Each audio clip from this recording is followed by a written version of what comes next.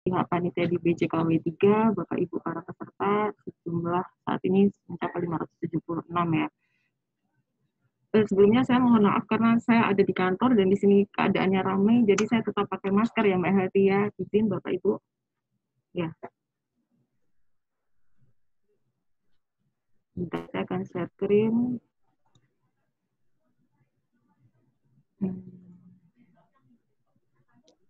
Ya, sebagaimana diagendakan oleh panitia, seyogyanya Pak Brawijaya, Kepala Subdit kami yang akan membawakan paparan ini, namun karena beliau ada tugas lain, maka didisposisikan ke saya, atas nama saya Ovi Nur Krisnani Putri. Saya adalah Subkor Investigasi Kecelakaan Konstruksi dan Kecelakaan Konstruksi dan Kegagalan Bangunan, termasuk fasilitasi penyusunan konteknya. Mungkin semoga paparan saya cukup bisa menggambarkan terkait 3 kejadian kecelakaan konstruksi yang sudah diakibatkan. Nah, jadi mungkin tadi sudah disebutkan ya bahwa latar belakang keselamatan konstruksi itu adalah adanya keinginan untuk selamat dan terhindar dari bahaya. Kemudian yang kedua adalah business interruption, keinginan untuk terhindar dari kerugian materi akibat kecelakaan, kemudian memenuhi ketentuan hukum karena sebagaimana kita tahu dampak dari kecelakaan konstruksi itu tentunya pasti akan ada perselisihan ya. Jangan sampai ada sengketa gitu, maka inilah yang harus dilakukan manajemen keselamatan konstruksi itu, hal-hal yang untuk meminimalisir adanya compliance with law ini. Harus compliance with law. Oke, kemudian ada customer satisfaction tentunya. Kemudian dari beberapa kasus kecelakaan konstruksi yang sudah sekitar tadi disebutkan sekitar 43 ya, dan di tahun 2020 ini selama masa pandemi COVID di 6 bulan di masa pandemi COVID sejak PSBB bulan Februari hingga kemarin bulan Agustus kalau saya tidak salah itu sudah mencapai sekitar 12 kecelakaan konstruksi. Belum termasuk yang kegagalan bangunan yang direkomendasikan oleh Komite Keselamatan Konstruksi. Jadi di sini terlihat ya bahwa safety, maaf Mbak Heri, ini di layar terlihat yang PDF aja ya? Iya Bu, yang PDF Bu. Oke, yang PDF ya. Di sini di ability to influence safety on a project diambil dari sumber Simberski 1997 bahwa sebenarnya potensi terjadinya kecelakaan konstruksi itu tidak hanya pada saat pelaksanaan konstruksinya saja, gitu, tapi setelah dilihat itu mulai kita harus merujuk dari tahap awalnya, yaitu tahap pengkajiannya, perencanaannya, perancangannya, gitu, kemudian tahap pemilihannya, tahap konstruksinya, hingga tahap siap di startup ya, untuk dioperasionalkan. Jadi karena di tahap perancangan itu, Bapak Ibu sudah tahu semua bahwa semua biaya-biaya, semua metode, semua tahapan itu walaupun dengan justifikasi teknis bisa diganti di saat tahap konstruksi, tapi di perancangan itu harus sudah tergambar dengan dalam PP 22-nya ya, bahwa juga sudah dalam PP 22 kita juga sudah dijelaskan bahwa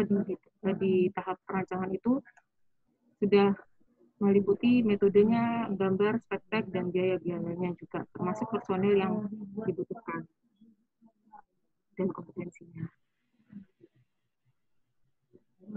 Kemudian, ini adalah identifikasi bahaya, definisi bahaya, bahwa di tahap perancangan itu juga sudah harus dilakukan namanya pengendalian risiko, gitu, yang pengendalian risiko dilakukan secara multi-risk analysis, gitu ya, analisisnya harus multi-risk. Jadi bahwa sumber bahayanya bisa orang, bisa alat, bisa material, bisa lokasi, dan juga metode kerja. Kemudian dampak risiko itu bisa berupa cedera itu yaitu kerugiannya kepada kemudian kerusakan harta benda, kerusakan lingkungan, proses atau multi-risk analysis itu tadi, yaitu kombinasi dari semuanya. Dan apa yang harus dituangkan dalam identifikasi bahaya itu adalah mulai dari pekerjaan yang bisa menimbulkan insiden, near miss, atau bahkan kecelakaan. Jadi insiden itu ada potensi bahaya. Kalau near miss itu sudah ada, jadi sudah ada bahaya, cuman mungkin bisa dianulir karena tidak mengenai orang, dan kecelakaan itu jika sudah fatality ya, menimbulkan cedera. Kemudian di dua slide ini,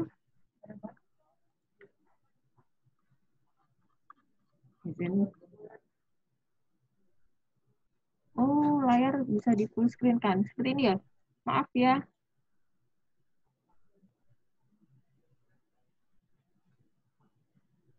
Jadi tadi aman kan ya? Maksudnya ini tadi baru, oke saya upload ya. Yang pertama ini ada latar belakangnya, kemudian ini adalah ability to influence safety-nya, mulai dari tahap perancangan tadi hingga tahap akan dioperasikan, kemudian berikut adalah sumber bahayanya. Nah, mohon maaf ya. Kemudian ini adalah kondisi berbahaya penyebab terjadinya kecelakaan. Ini layarnya ada yang kepotong, Bu. Kayaknya bisa sedikit di zoom out kayaknya, Bu ya. Oh gitu? Ya, kepotong. Ini Maksudnya sudah full screen di saya. Di zoom out, maksudnya di Gimana? kan ada 100% gitu Bu, biasanya tuh kalau di PDF ya Bu ya. Oke. Maaf ya. Oh, Zoom.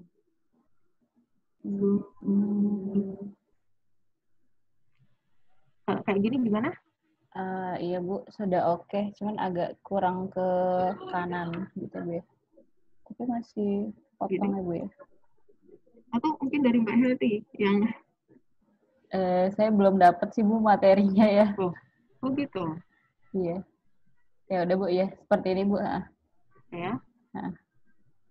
Semoga bisa segera. Nanti kan paparannya di-share ya.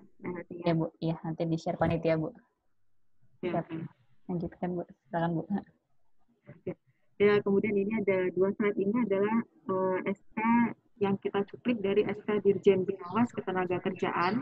Saya akan bacakan ya di Permenaker nomor 3 tahun 98. Jadi sudah sebenarnya terkait tentang kecelakaan kerja yang sudah mengacu ke kecelakaan konstruksi itu sudah dibeber dari tahun 98 gitu ya, bahwa kecelakaan kerja itu tidak hanya pada orang gitu, tapi juga kepada alat. Jadi di sini tergambar bahwa di tahun 98 pun sudah ada materi seperti ini, bahwa pengamanan yang tidak sempurna itu merupakan sumber kecelakaan tanpa alat pengaman, atau dengan alat pengaman yang tidak mencukupi atau rusak, tidak berfungsi. Saya bacakannya.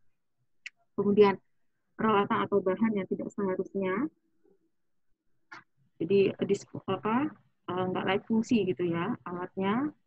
Kemudian kecacatan atau ketidaksempurnaan kondisi atau keadaan yang tidak semestinya, misalnya kasar, licin, tajam, timpang, paus, retak, rapuh, atau kalau scaffolding dia korosif dan sebagainya. Kemudian pengaturan prosedur yang tidak aman, penerapan yang tidak sempurna, kurang cahaya, silau, dan lain-lain. Kemudian ventilasi tidak sempurna, iklim kerja yang tidak aman, tekanan udara yang tidak aman, getaran yang berbahaya, bising, pakaian yang tidak aman dan tidak nyaman tentunya. Kemudian kejadian berbahaya lainnya, apakah bergerak, berputar, terlalu lambat, peluncuran benda, rendut, dan sebagainya. Kemudian di sini juga ada terkait tentang komunikasinya ya, manajemennya, yaitu melakukan pekerjaan tanpa wewenang, bekerja dengan kecepatan berbahaya, membuat alat pengaman tidak berfungsi, memakai peralatan yang tidak aman, memuat, membongkar sehingga tidak aman proses produksinya. Kemudian ergonominya juga tidak bagus. Kemudian ini tadi bekerja pada objek yang vertikal, mengalihkan perhatian, melalaikan penggunaan APD dan lain-lain. Oke, kita lanjut selanjutnya ke 3 dokumentasi kecelakaan konstruksi. Semoga cukup jelas di layar. Ini adalah terkait tentang proyek pembangunan jalan tol Cibitung-Cilincing seksi 4. Ini adalah gambar sebelum kejadian. Atau mungkin lebih jelas, Mbak? Jelas, Bu. Oke. Ini adalah di sisi kiri sebelum kejadian dan saat kejadian. Ini terlihat ya. Ini 15 Agustus jam 4 11 itu sudah posisi seperti ini, scaffolding, perancah, dan sebagainya ini. Kemudian pada tanggal 16 pukul 5.23 ini adalah saat kejadian. Kemudian di sini akan saya bacakan kerusuhannya, kronologis kejadiannya, yaitu pada hari Minggu 16 Agustus di Sungai Tiram Raya dilakukan aktivitas pekerjaan pengecoran spearhead. Pada section ini pekerjaan porter dengan lebar 1,6 dan tinggi 1,5. Karena dia melangkahi pipa Pertamina, maka sesuai desain digunakan sistem portal dengan bentang 12 meter. Kemudian pelaksanaan pekerjaan pengecoran dilakukan oleh 8 orang yang di atas ketinggian 5 meter, kemudian dimulai pukul 2.19 dengan APD lengkap, dengan menggunakan APD lengkap ya, termasuk full body harness-nya, kemudian alat penanam scaffolding-nya menggunakan ini, silver beton, H-beam, casing dengan multiplex tricofilm 2 cm, bordes dan sebagainya. Pengecoran menggunakan konkrit pump dan vibrator converter. Kemudian pada pukul 16.45 scaffolding roboh pada pekerjaan beton yang sudah tertuang 19 meter kubik dari yang direncanakan 28,8 meter kubik, yang menyebabkan 8 pekerja jatuh ke reruntuhan scaffolding dari ketinggian 5 meter tadi. Di sini dicantumkan oleh pihak kontraktornya bahwa ada kerugian material scaffoldingnya 36 set, casing, beton ready mix-nya, kemudian jumlah orang pekerjanya 6 orang dan 2 orang luka sedang.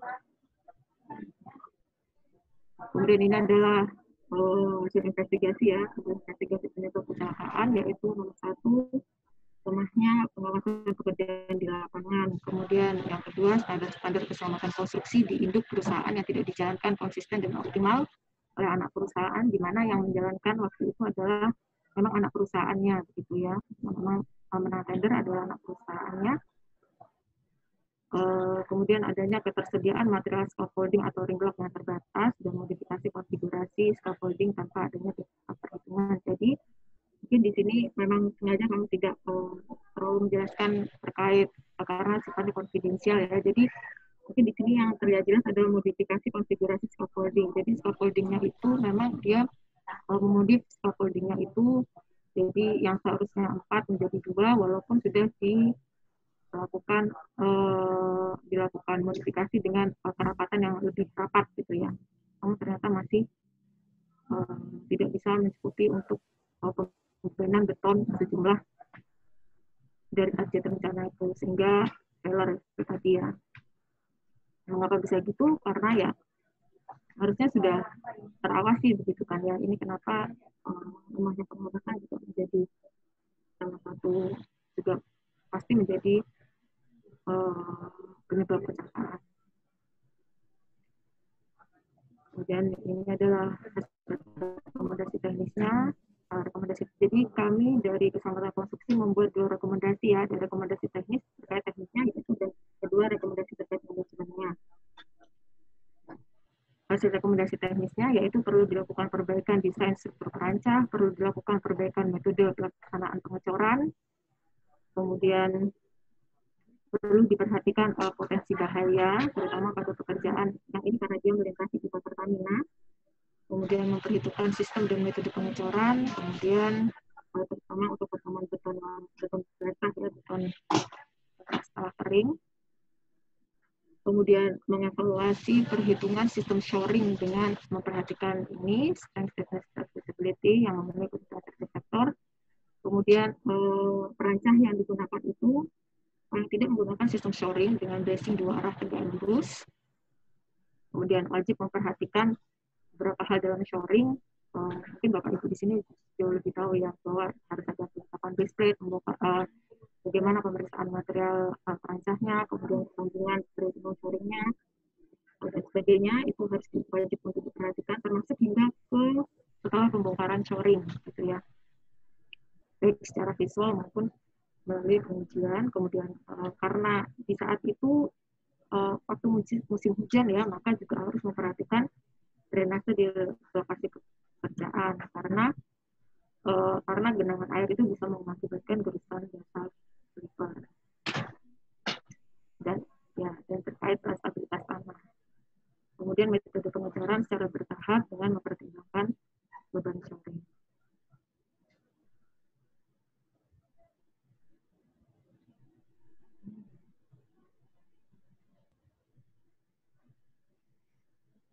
Oke. Kemudian ini adalah hasil rekomendasi SMKK-nya bahwa untuk manajemennya perlu diperhatikan bahwa posisi kepala unit health safety insurance HSE-nya itu kalau di Permen 21 kalau di Permen 21 itu ada yang namanya pimpinan UKK, pimpinan unit keselamatan konstruksi, itu dia ada pada level yang sejajar berkoordinasi dengan si manajer proyek begitu ya, si pimpinan tertinggi dalam proyek. Termasuk harus juga dilihat adanya ini terutama untuk yang pekerjaan risiko tinggi ya. Bagaimana peran konsultan TNI, konsultan pengawas, konsultan MK, kemudian CES jika ada gitu. Jadi itu harus tergambar jelas sehingga struktur organisasinya itu jelas di situ. Kemudian struktur organisasi bukan hanya struktur organisasi ya, tapi maksudnya struktur koordinasi, instruksi, dan instruksinya. Termasuk jika ada cek-cek persetujuan seperti itu.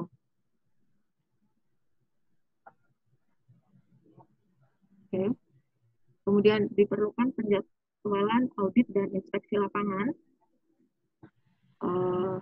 Ini adalah hal yang beberapa kali memang kita temui bahwa kecelakaan itu ada di saat lembur gitu atau di saat di luar jam kerja.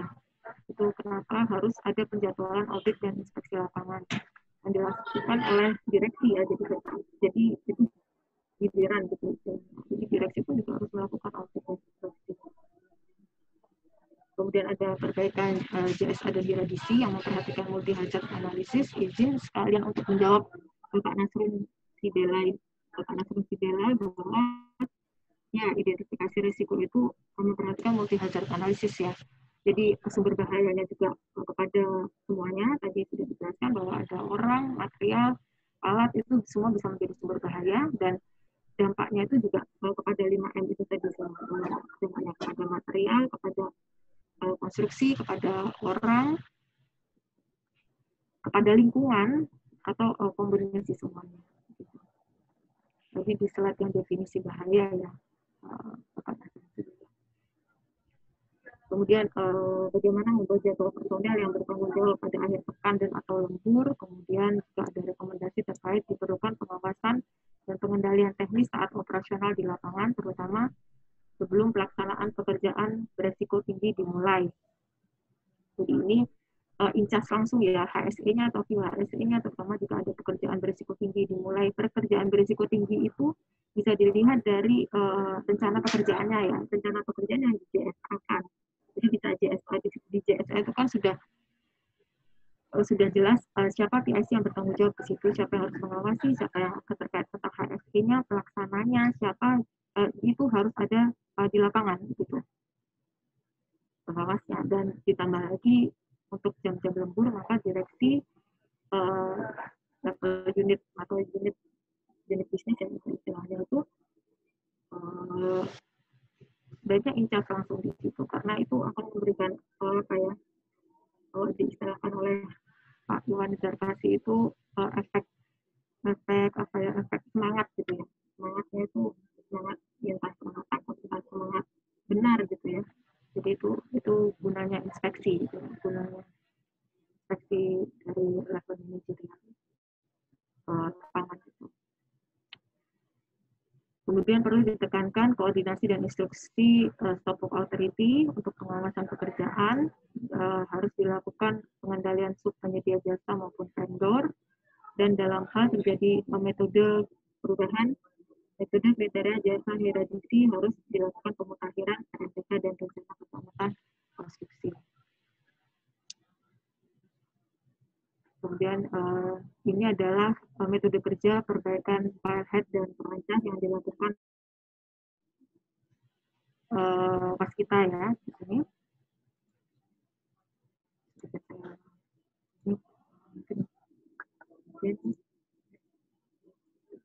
Jadi yang pertama adalah dia tadi ya juga menjawab terkait gimana dia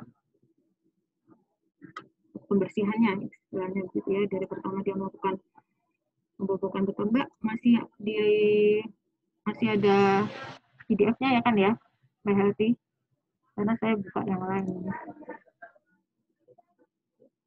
Di sini ada dia melakukan pembobokan beton pile head yang sudah tercor, kemudian memotong besi yang sudah terpasang tadi, kemudian membersihkan sisa bobokannya, kemudian perbaikan tanah dasar untuk landasan shoring block, karena dia akhirnya dia memakai minimal dia mengeluarkan bahwa ini harus memakai shoring block gitu ya untuk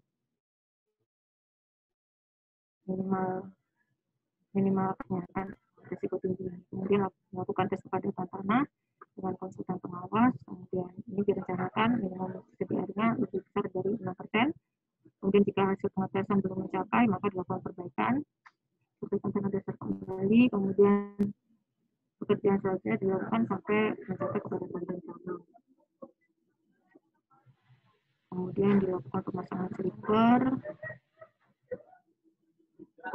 pengecekan dan pembuatan pemasangan besi pahat 17 an. Kemudian ini adalah yang melakukan cek elevasi platform atau posisi bawah pahat, kemudian dilakukan perbaikan elevasi platform, cek opnam, kemudian pemasangan casing, tanggal cek pengukuran pahat, dan di sini tergambar dia melakukan perbaikan metodenya berikut dengan PIC-nya.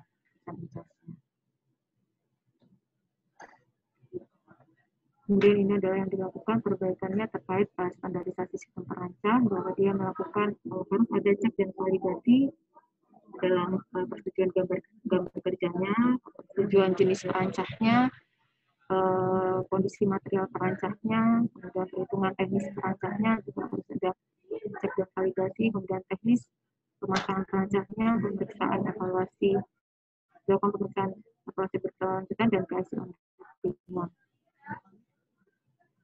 Kemudian juga melakukan surat dari kepada Vice President Business Unit ya, ini bahwa ada hal-hal yang wajib dilaksanakan dan disetujui saat pelaksanaan pekerjaan berisiko tinggi HSE-nya di proyek, yaitu mengikuti pengecekan sistem perancang, peralatan kerja, metode kerja, kemudian izin kerja yang lengkap dengan persetujuan JSK dan nomor method statement, pelaksana HSE, GHSE wajib hadir di lapangan, kemudian detail item pekerjaan di izin kerja yang harus dikomunikasikan ke divisi, project manager wajib memiliki matriks koordinasi dan komunikasi, kemudian perbaikan kewenangan stok authority-nya, dan evaluasi implementasi dalam rapat. Jadi ini adalah yang dilakukan dalam menjawab rekomendasi teknis dan rekomendasi manajemen. Kemudian yang kedua adalah berdasarkan tentang proyek pembangunan Jakarta International Stadium. Ini adalah posisi sebelum kejadian di sebelah kiri dan di sebelah kanannya adalah setelah kejadian. Jadi ini di posisi ini diambil gitu di sebelah kiri, sebelah kolom.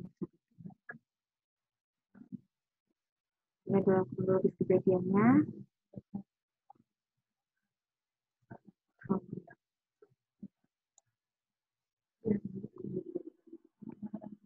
Pada hari Kamis 6 Agustus pukul 22 dilakukan setting concrete pump.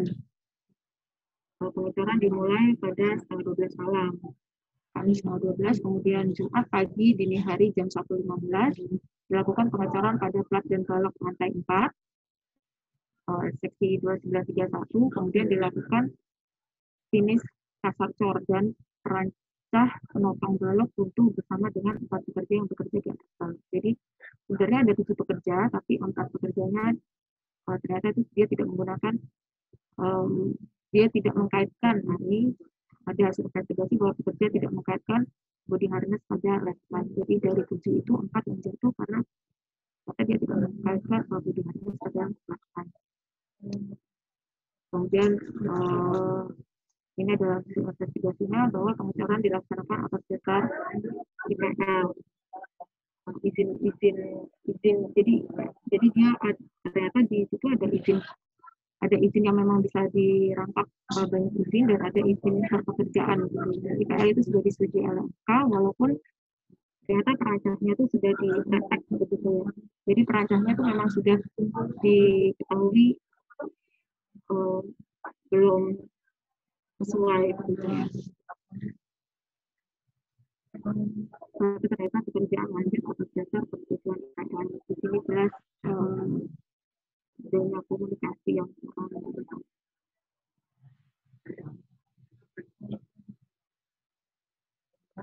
Kemudian ini adalah hasil rekomendasi teknis.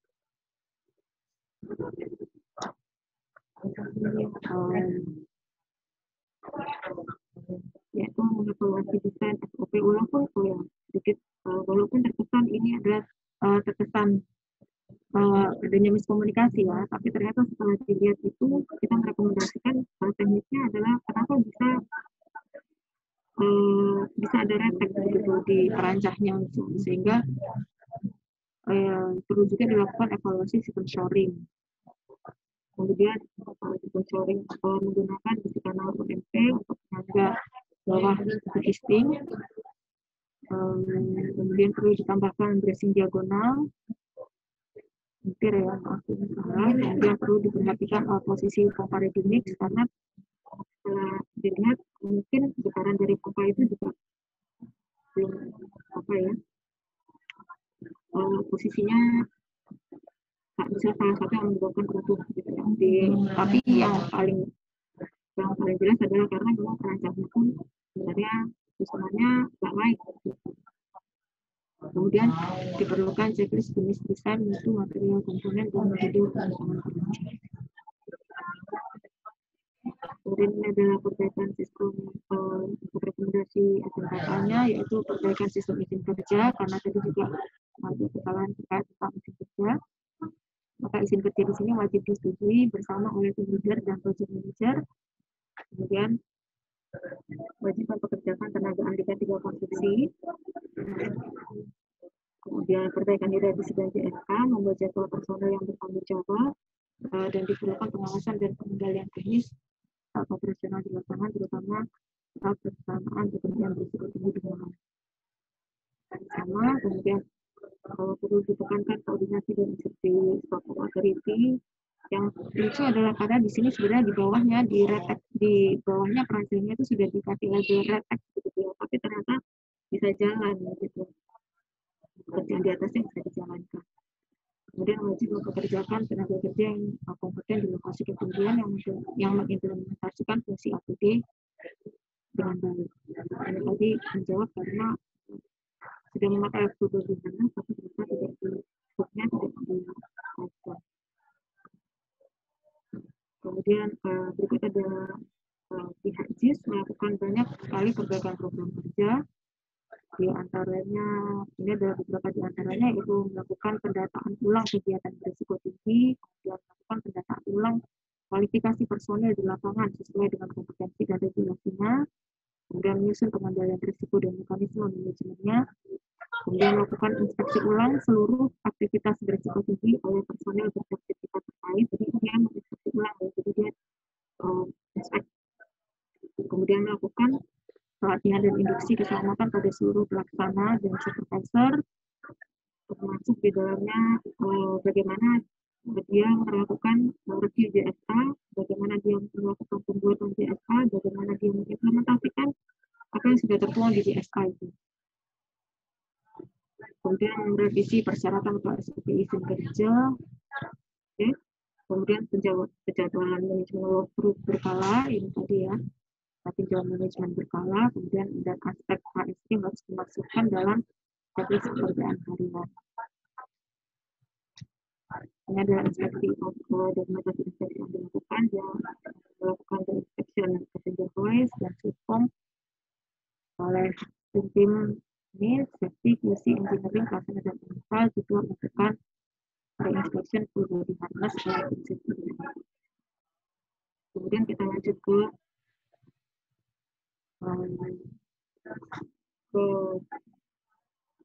proyek ke kecelakaan konstruksi di proyek pembangunan di 6 ruas BPP tahap 1 Semanan, Sunter dan Semanan Sunter, Super Pulau Gebang, seksi A, Kelapa Gading, Pulau Gebang.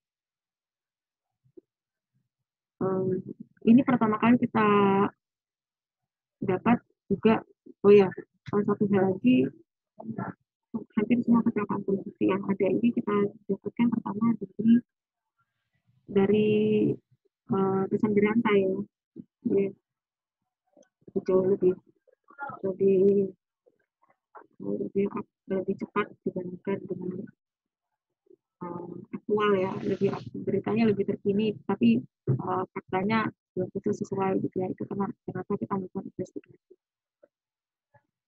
Ini adalah lokasi span di Gluwing.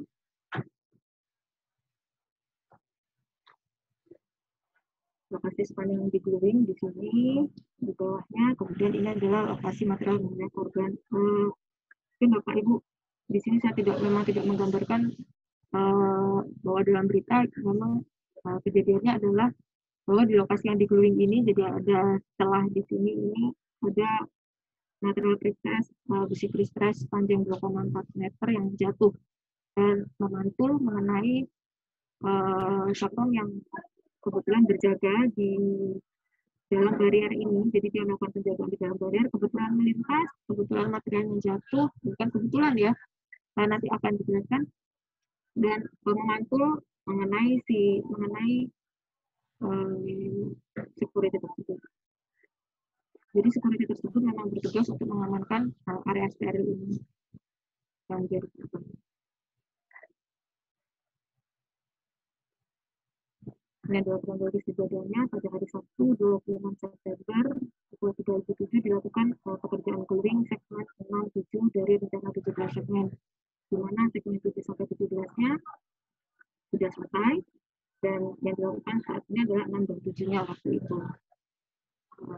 Pekerjaan di bawah lokasi Gluwing segmen box girder telah dilakukan barikade konkret tadi. Kemudian material truss bar 32 mm dengan panjang 2,4 mm secara 2,4 meter secara tidak sengaja terjatuh melalui celah antara dua segmen dan menimpa petugas security yang sedang melintas dengan motor yang bertugas menjaga area kerja di bawah lokasi Gluwing. Truss bar yang terjatuh digunakan sebagai stok perapatan segmen. Jadi yang perlu diandalan di sini adalah truss bar yang terjatuh digunakan sebagai stok perapatan segmen. Sehingga kemudian di hasil investigasi penyebab kecelakaan adalah kurangnya kontrol penempatan posisi, perlengkapan, dan material yang belum siap dikerjakan. Yang kedua adalah posisi kerja yang berada di wilayah yang seharusnya steril. Dan yang ketiga adalah kurangnya fungsi pengawasan selama pekerjaan rekonstruksi berlangsung. Hasil rekomendasi teknisnya yaitu perbaikan revisi dan CSA, kemudian pemasangan rambu-rambu keselamatan di sekitar area kerja dan area steril, kemudian pemasangan lampu LED strip dan rotary lamp, pemasangan safety net head ground, kemudian pemasangan concrete barrier dengan tinggi minimal 2 meter, melakukan pengecekan kemampuan mutu kawasan melalui seling, kondisi shoring, kondisi baut, kondisi kren, kondisi detektor dan lainnya. Kemudian ini adalah SMKK bahwa beberapa struktur organisasi di mana memposisikan kepala unit HSE atau PLC sejajar dengan tim pro. Kemudian perbaikan SOP pengawasan, perbaikan kompetensi pekerjaan di ketinggian, wajib mempekerjakan tenaga kerja yang kompeten, dibutuhkan sosialisasi kepatuhan rutin, meningkatkan kompetensi, diperlukan penyusunan SOP, mitigasi tanggap darurat. Kemudian ini adalah yang dilakukan oleh pihak JTB-nya, dan ini saya SO ya. Jadi di sini dia melakukan perbaikan bahwa menjawab itu tadi bahwa dia ada konsultan PMI, dia ada HSE-nya dibutuhkan belajar dengan belajar manajernya. Perbaikan SOP terkait stok ya, terkait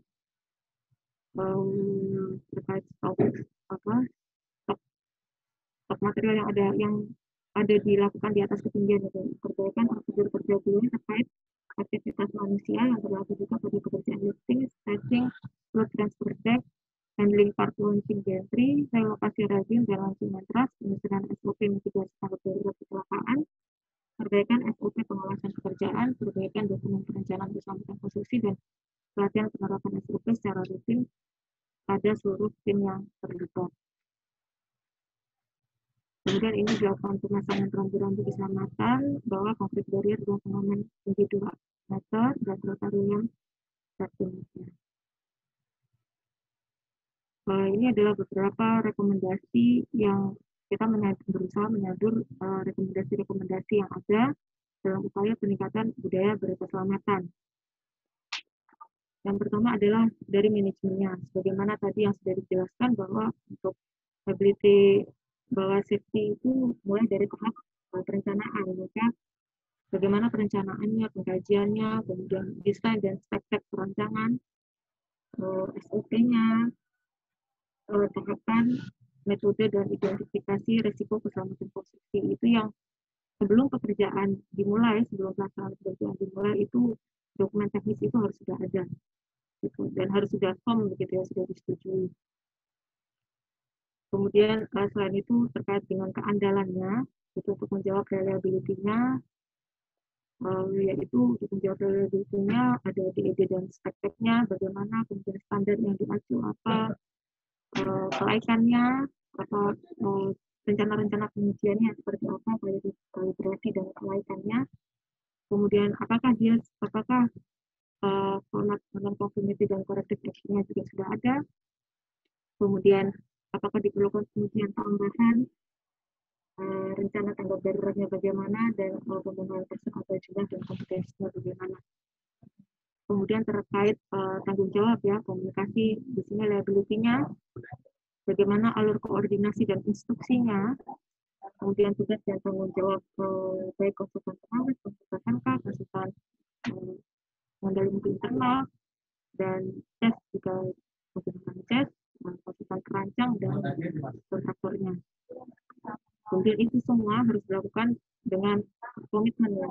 Jadi harus konsisten dilakukan daripada pengawasan, pengendalian, persetujuan, inspeksi dan audit, serta panduan operasional dan pemeliharaan. Dari saya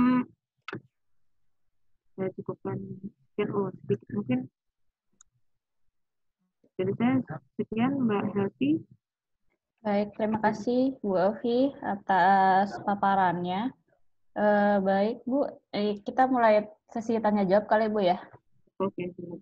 Nah, ini ada pertanyaan Bu dari Bapak Nasrun Sibela. Assalamualaikum warahmatullahi wabarakatuh. Izin bertanya Bu, apakah dalam identifikasi risiko atau bahaya di dalam proyek hanya difokuskan pada ancaman keselamatan orang, alat, dan konstruksi saja, ataukah masih ada unsur lain yang perlu menjadi perhatian Bu? Terima kasih. Ya, menjawab. Terima kasih Mbak Helvi. Jadi ini Pak Nasrun yang tadi sudah yang ada di paparan ya Pak, bahwa ada dampak risiko. Jadi sumber bahayanya ada orang, alat, material, lokasi, dan metode kerja, dan dampak risiko ini cedera tentunya ya, kemudian kerusakan harta benda, Pak Nasrun juga sedang, kemudian ada kerusakan lingkungan, Bapak. Jadi yang apa sih kerusakan lingkungan gitu ya? Jadi seperti tadi ya, bahwa untuk melihat lokasi drainase seperti itu juga termasuk kerusakan lingkungan. Jadi pengalihan drainase itu juga sangat berperan gitu ya terkait lingkungan, karena kalau drainase kalau dia posisi konstruksinya itu pasti terkena ke drainase, kemudian tidak dialihkan, tidak melihat pengalihan drainase itu tidak dilihat, ya akan menjadi banjir gitu. Itu contohnya di Tol Purbalenyi juga ya, Tol Purbalenyi kilometer 130 proyek KCJB itu juga terkait dia tidak melakukan pengendalian risiko terhadap kerusakan lingkungan, dan itu merembet karena kan juga ada semen-semen yang bekas cor itu ya, sehingga itu juga mencemari